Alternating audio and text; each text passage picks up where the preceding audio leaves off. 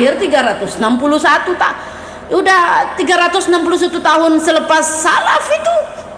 Karena 661 Hijriah Ibnu Taimiyah itu, dan itu yang sering dijadikan rujukan oleh Wahabi. Ya, no debat ya, jangan debat ya. Albani itu juga rujukan dari Wahabi. Muhammad Abdul Wahhab itu juga rujukan dari Wahabi. Ya, Ibnu Baz, Ibnu Utsaimin. Ya, ini mereka-mereka ini hidup akhir zaman, teman-teman. Kecuali Ibnu Taimiyah yang hidup di pertengahan itu. Ya. Ulama-ulama yang dijadikan rujukan oleh Wahabi itu bukan ulama salaf, ya. Bukan ulama salaf. Tadi yang ulama-ulama yang saya sebutkan tadi itu loh, Muhammad Abdul Wahhab, Syekh bin Baz, Ibnu Utsaimin, siapa lagi tadi tuh?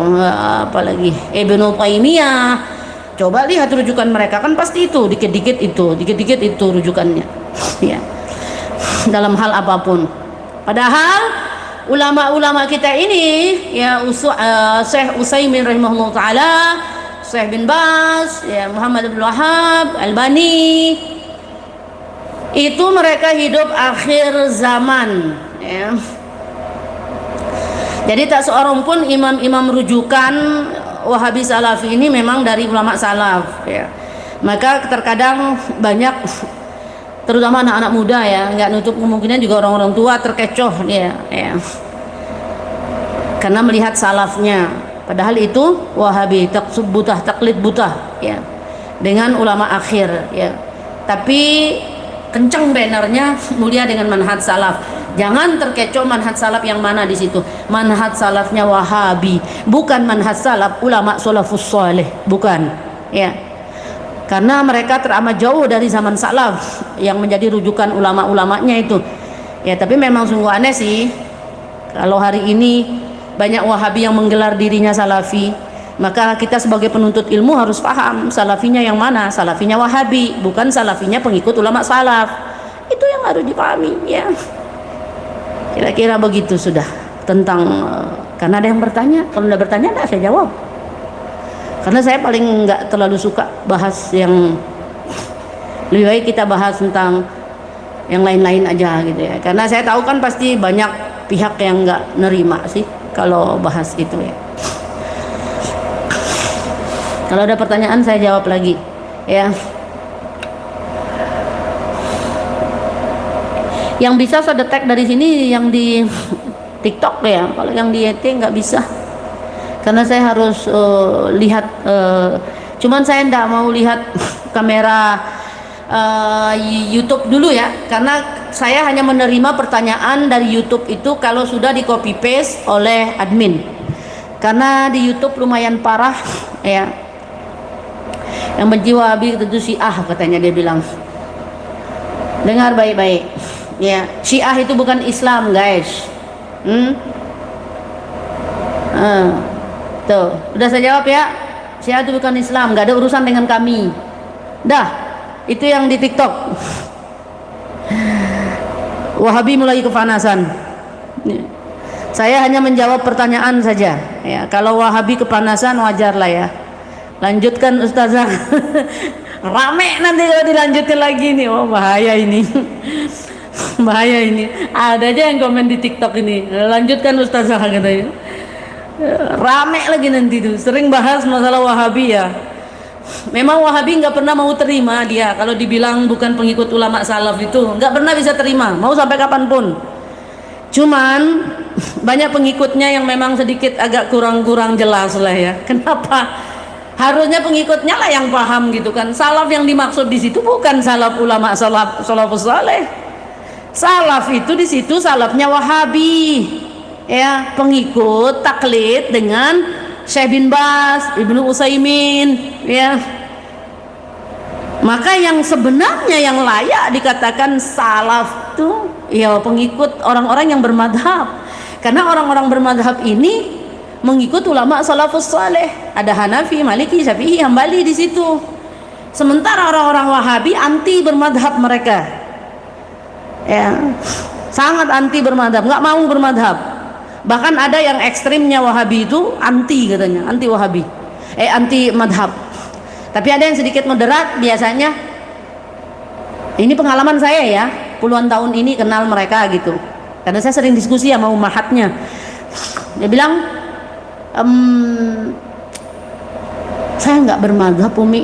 Gitu aja ngomongnya, agak moderat berarti dia tuh. Jadi nggak mudah nyalahin juga dia, nggak mudah teriak-teriak bid'ah juga dia.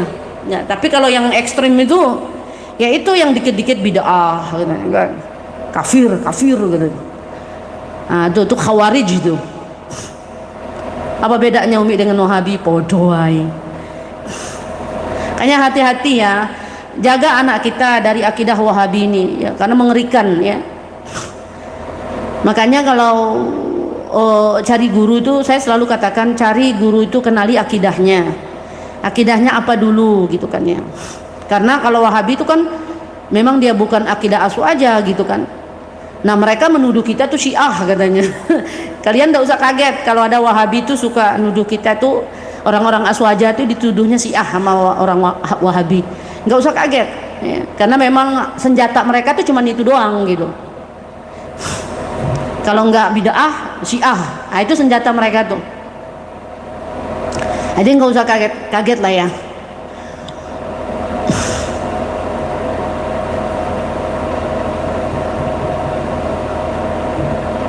Meskipun Wahabi Salafi itu suka menyerang orang ya, dengan bertaklid ya pada madhab tertentu mereka itu, namun faktanya Salafi Wahabi tidak terlepas dari pengaruh tokoh-tokoh yang memang menjadi rujukan mereka. Ya. Imam Ahmad bin Hambal, ya, Ibnu Taimiyah, Ibnu Qayyim Jauziyah, Muhammad bin Abdul Wahhab. Wahabi nampak memang lebih dekat dengan pandangan fikihnya Hambali.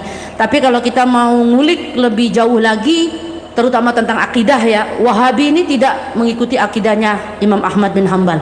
Saya sudah pernah menjelaskan kemarin di kitab kita tentang mengenal akidah Aswajah bahwa seharusnya Wahabi itu selalu mengaku bermadhab Hambali, tapi faktanya ternyata Imam Ahmad bin Hambal sendiri tidak pernah mengatakan bahwa Allah itu bersemayam.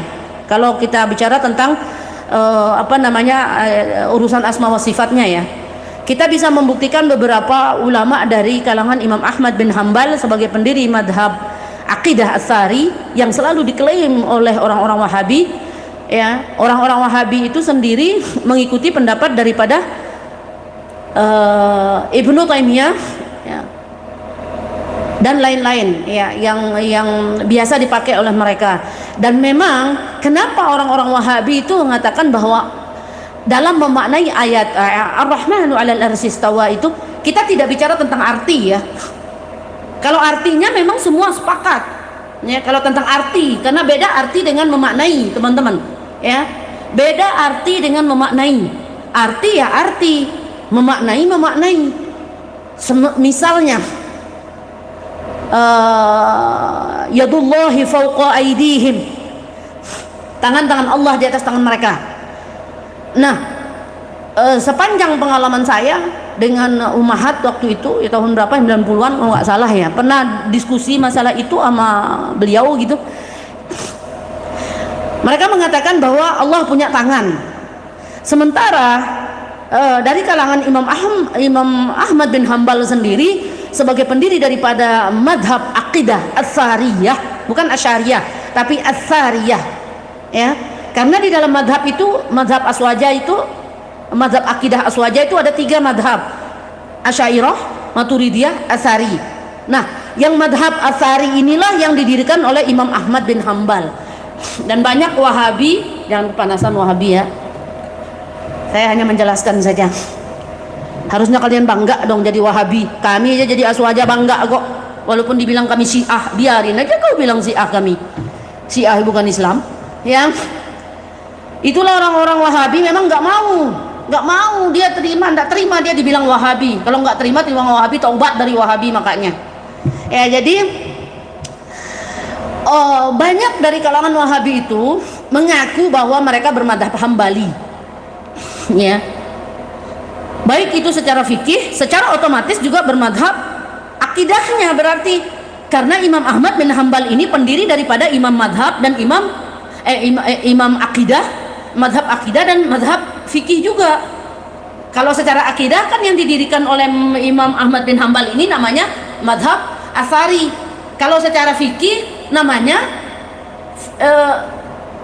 yang keempat itu Hambali, ya. Hanafi, Maliki, Syafi'i, Hambali. Nah, ini pendirinya kan Imam Ahmad bin Hambal ini. Nah, banyak dari mereka kalangan Wahabi ini mengaku bermadhab Hambali. Tapi faktanya yang saya dapat di kitab mengenal akidah Aswaja itu ternyata mereka tidak mengikuti Imam Ahmad bin Hambal, tetapi lebih mengikuti kepada pendapat yang ulama yang sering menyelisih 4 madhab. Siapa mereka? Ibnu Taimiyah. Ini Ibnu Taimiyah ini kan beberapa pendapatnya sering menyelisih jumhur ulama 4 madhab. Walaupun memang ada juga persamaannya, tapi menyelisihnya itu banyak, ya. Terutama bicara tentang asma wa sifat. Itulah yang diikuti oleh Wahabi, ya. Yang mengatakan Allah duduk di aras, yang mengatakan Allah bersemayam di aras, Allah punya tangan, naudzubillah summa naudzubillah, ya. Sebenarnya Ibnu Taimiyah itu sendiri di dalam beberapa kitab yang saya baca memang beliau pernah terkontaminasi dengan aliran menyesatkan, yakni namanya aliran Mujassimah. Tapi di beberapa kitab lagi saya baca Ibnu Taimiyah sudah bertaubat dari akidah Mujassimah. Tetapi Wahabi hari ini belum bisa move on dari akidah Mujassimah. Mana faktanya? Wahabi akan menggunakan metode manhaj zahir makna ketika memaknai ayat-ayat mutasabbihat. Di situ sudah nampak di situ, ya. Kalau nggak masuk ke otakmu jangan komen aneh-aneh, ya, karena nampak ilmunya di situ. Hanya orang cerdas saja yang bisa komen, ya. Yang orang cuman pakai jari itu otaknya. Orang tuh kalau komen tuh pakai akal dulu baru jari gitu. Nampak kecerdasan di situ. Nah, kalau jari doang copy paste juga bisa, copy paste aja langsung jadi. Nggak masuk itu, ya. Makanya saya nggak lihat kamera lah dulu, ya, karena saya tahu pasti akan banyak komentar yang enggak, ya. Lebih baik saya nggak lihat. Kalau saya nggak lihat, nggak ada hukum bagi saya. Artinya kalau ada orang menghina, ada orang menghujat, urusan dia, karena saya nggak lihat. Saya hanya menjelaskan saja. Nah, kalau di dalam akidah Aswaja, teman-teman, ketika kita berhadapan dengan ayat mutasabbihat misalnya atau hadis mutasabbihat, misalnya contohnya yang paling lumrah sering dipakai contoh itu Ar-Rahmanu 'alal arsy istawa, gitu kan. Nah, memaknai ayat itu Wahabi Salafi itu dengan metode zahir makna. Maka kenapa Wahabi itu mengatakan Allah bersemayam di aras? Na'udzubillah, summa na'udzubillah. Inilah akidah Mujassimah, menyesatkan. Dan ini salah satu akidah yang menyesatkan, yakni akidah Mujassimah tadi, tajsim. Wahabi menyamakan Allah dengan makhluk. Sementara dalam akidah Aswaja mengatakan bahwa Allah tak bertempat, Allah tak mengarah, Allah tak membutuh tempat, butuh arah, ngadep kemana-kemana, enggak. Allah mewujud ila makan. Makanya di dalam akidah Aswaja itu ada manhaj tafwid makna sama takwil makna. Artinya di manhaj ini, manhaj takwil makna inilah yang dipakai oleh ulama salafus saleh untuk memaknai ayat-ayat atau hadis-hadis mutasabbihat, ya, menggunakan metode manhaj takwil makna. Kalau Wahabi nggak pakai itu, ya. Dari mana mereka mengadopsi itu? Ibnu Taimiyah. Karena hanya Ibnu Taimiyah saja yang mengatakan bahwa ayat tersebut diartikan atau bukan diartikan, dimaknai, ya, dimaknai secara zahir makna. Sementara madhab Hambali tidak memaknai secara zahir makna. Madhab Hambali tetap kembali kepada metode tafwid makna, ya, di dalam kitab tersebut. Dan itu sering saya bahas sih sebenarnya, karena makolanya panjang, ya, jadi nggak bisa saya hafal makolanya madhab Hambali, baik itu dari ulamanya madhab Hambali sendiri, Ibnu Qudamah, ya, itu salah satu ikon ulama madhab Hambali, ya, atau mungkin nanti dari ulama madhab Hanafi, ya, yang menjadi ikon ulama madhab Hanafi bisa saja dari Syekh apa namanya Imam Muhammad atau Imam Yusuf, atau dari mazhab Syafi'i kita nanti akan di apa namanya itu diwakili oleh Imam Nawawi biasanya, ya. Itu semua pendapat daripada 4 madhab itu. Kalau kita lihat Imam Hanafi, Maliki, Syafi'i, Hambali itu kalau urusan tentang memaknai tadi itu tetap menggunakan metode tafwid makna, artinya menyerahkan sepenuhnya itu hanya kepada Allah. Tapi Wahabi kan tidak pakai metode itu, karena mereka taklidnya, Wahabi ini taklidnya ke Ibnu Taimiyah. Ibnu Taimiyah menggunakan metode makna dohir. Nah itu, gitu ya. Dikit-dikit lah bisa paham-paham dikit. Ya, jadi kalau hari ini orang-orang Wahabi mengaku madhab Maliki kadzab murakkab. Ya, Wahabi Salafi mengaku madhab Maliki itu kadzab mereka itu. Kenapa? Karena Imam Ahmad bin Hambal itu murni akidahnya aswajah, dan secara akidah tentu beliau madhabnya sendiri, artinya madhab Athari. Dan madhab Athari sendiri itu tidak menggunakan metode dohir makna, ya. Yang menggunakan dohir makna itu hanya di beberapa ulama saja, seperti Ibnu Taimiyah. Maka itulah yang diadopsi oleh Wahabi, ya. Maka itulah kenapa mereka mengatakan bahwa Allah punya tangan katanya. Nanti ngeles dia kayak dulu, kok bisa Allah punya tangan? Gimana maksudnya itu? Ya tangan, tapi tidak seperti tangan manusia katanya. Lalu kalau nggak seperti tangan manusia, tangan siapa? Masa tangan hewan? Na'udzubillah. Kan? Yang punya tempat, punya fisik, punya arah itu makhluk. Kalau Allah tak punya itu semua. Itu pemahaman aswaja begitu. Karena Allah itu imroruha kama ja'ad. Udah, serahkan aja sepenuhnya, apapun itu artinya. Ya, yadullahi fawqa aydihim, tangan-tangan Allah di atas tangan mereka. Udah, aswaja itu kembalikan saja maknanya itu sepenuhnya kepada Allah. Itu namanya metode tafwid makna. Imroruha kama ja'ad, selesai. Tapi terkadang ada ulama-ulama akhir juga itu menggunakan metode takwil, mentakwil ayat itu. Ya, misalnya kayak ayat apa nama Ar-Rahman 'alal 'arsy istawa itu. Kalau ditakwil oleh ulama-ulama akhir, ulama-ulama modern ya, ulama mutakhirin, itu maknanya bahwa Allah itu berkuasa. Tapi kalau ulama salaf, metodenya itu tafwid. Artinya menyerahkan sepenuhnya itu makna kepada Allah, selesai. Enggak usah mikir-mikir. Ya. Kalau Wahabi tidak, kedua-duanya. Karena Wahabi mengadopsi pendapat daripada Ibnu Taimiyah yang menggunakan makna dohir. Jadi diartikan secara dohir itu. Na'udzubillah. Maka itulah kenapa itu menjadi salah satu akidah yang menyesatkan, yakni akidah mujassimah atau tajassim, mensifati Allah seperti makhluk. Na'udzubillah summa na'udzubillah. Sesat orang kalau mensifati Allah dengan makhluk, sementara Allah itu suci daripada sifat makhluk. Orang cerdas pasti bisa paham. Kalau nggak cerdas, taklid buta dia dengan gurunya. Gurunya bilang pokoknya Allah punya tangan, ikut aja dia. Allah punya tangan.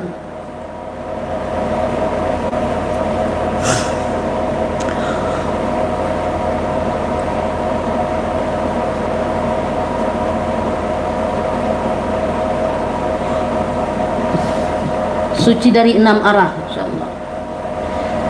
Ya. Udah, itu saja ya. Jam 10.25. Coba saya lihat WA saya, siapa tahu ada admin yang ngasih saya pertanyaan di sini. Tetap tidak ada, berarti tidak ada admin satupun ya. Kalau tidak ada admin satupun, memang tidak ada pertanyaan yang di copy paste ke sini. Umi aja baca sendiri, Umi enggak. Kalau saya baca sendiri nanti ketemu komentar aneh-aneh nanti. Ya. Oh berarti Umi benci kami dong? Enggak, saya enggak benci ya.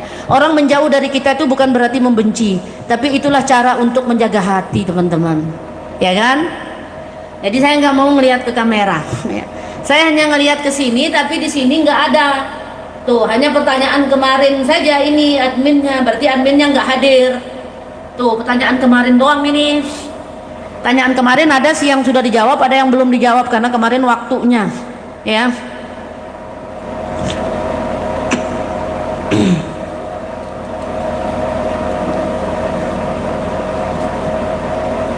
Ada yang sudah dijawab, ada yang belum. Yang kemarin tuh kenapa nggak dijawab Umi? Waktu soalnya habis. Coba kita lihat mana yang belum dijawab.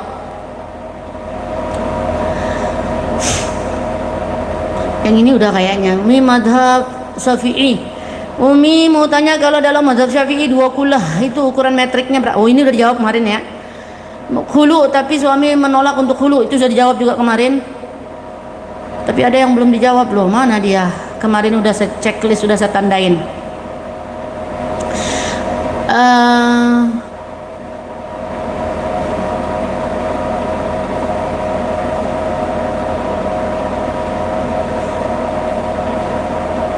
Kita cari pertanyaannya dulu. Apakah istri kedua? Ini dari Fulanah bin Fulan.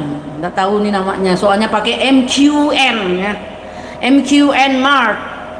Apakah istri kedua semua dikatakan apa ini selingkuhan? Selingkuh?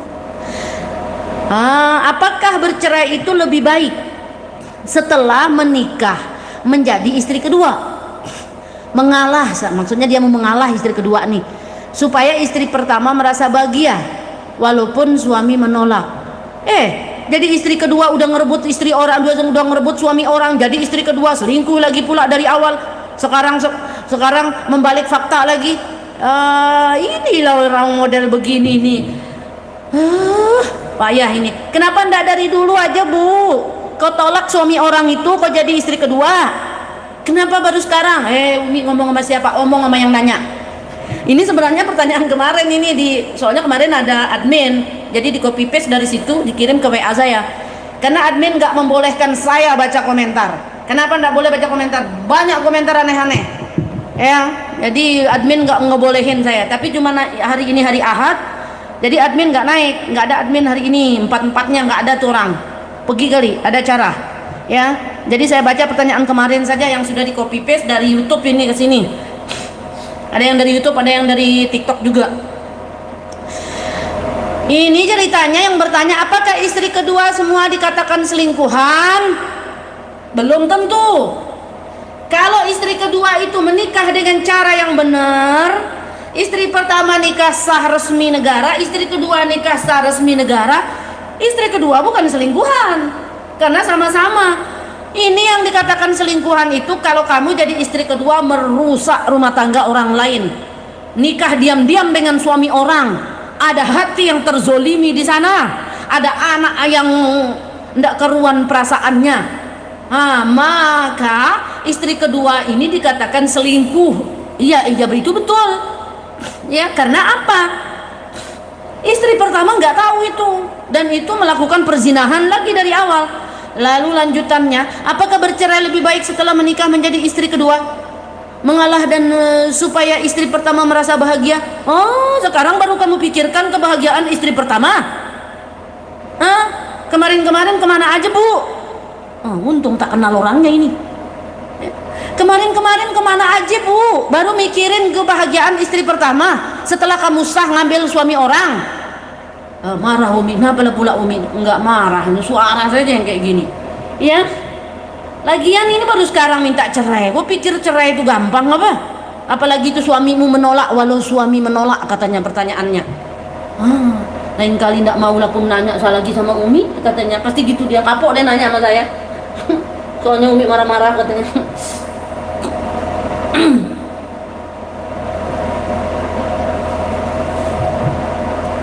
Aneh-aneh aja pertanyaannya. Lagian Ibu, wahai kalian perempuan, kalau ada laki-laki yang mengajakmu menikah, ya, statusmu istri kedua, kau bilang sama tuh laki, ya, kau bilang sama tuh laki, istrimu tahu apa kagak? Kalau istri pertama tidak tahu, jelas ini adalah sebuah pengkhianatan. Seorang laki-laki yang menikah sekali lagi tanpa diketahui oleh istri pertama, maka istri pertama akan memaknai itu sebagai sebuah pengkhianatan dari seorang suami. Itu udah pasti. Kecuali istri pertama tahu, lah kalau tahu Umi tidak diizinkan